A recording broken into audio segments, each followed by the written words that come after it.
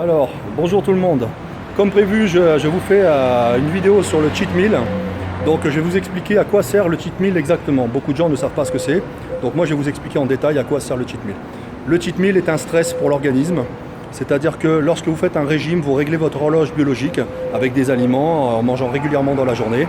Et justement, il faut stresser ce métabolisme pour ne pas bloquer le régime et pas bloquer la progression.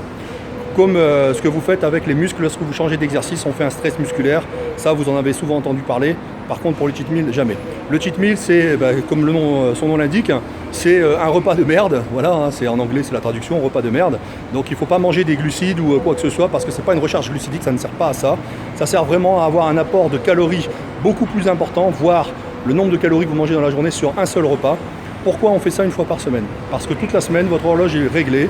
Donc on veut le stresser pour relancer à chaque fois votre métabolisme.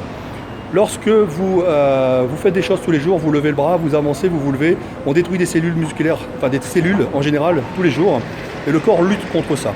Donc lorsque vous avez un régime équilibré toute la semaine et que vous apportez un surplus de calories, votre corps lui ne va pas comprendre, il va recevoir d'un seul coup beaucoup de calories, pour lui c'est quelque chose d'étranger.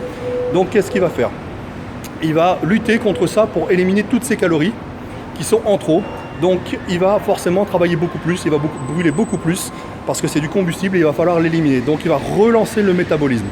Vous n'allez pas pouvoir recharger derrière en graisse parce que le fait de manger un repas, le corps n'a pas le temps de comprendre que son alimentation a changé. Donc comme vous réattaquez la diète le lendemain, lui il aura brûlé beaucoup de calories, donc relancez votre métabolisme, ce qui va faire que vous allez progresser dans votre diète.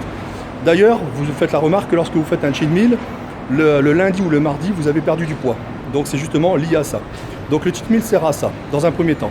Dans un deuxième temps, il vous sert aussi lorsque vous faites des compétitions, à trouver les aliments qui vont vous servir à faire votre rebond le vendredi soir, pour ceux qui font qu'un seul rebond pour recharger. C'est-à-dire que vous allez pouvoir tester les sucres lents, les sucres rapides et les sucres mi-lents.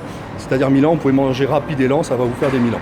Voilà, donc ça vous sert vraiment à ça aussi, de tester en fait ce qui vous va le mieux pour pouvoir recharger et être au top le jour de la compétition. Voilà, c'est tout simple. Le cheat meal, c'est juste un stress pour l'horloge biologique, comme vous stressez les muscles en changeant les exercices. Voilà, tout simplement. Donc, ne confondez pas surtout cheat meal et la recharge glucidique qui n'a rien à voir. Ça, je vous en parlerai une autre fois dans une autre vidéo. Voilà, donc n'hésitez pas à me contacter si vous avez besoin de plus d'informations sur le cheat meal. Contactez-moi. Voilà, ciao, ciao, à bientôt et bon entraînement. Et surtout, ne mangez pas trop parce que c'est pas très bon pour l'estomac. Allez, ciao, ciao.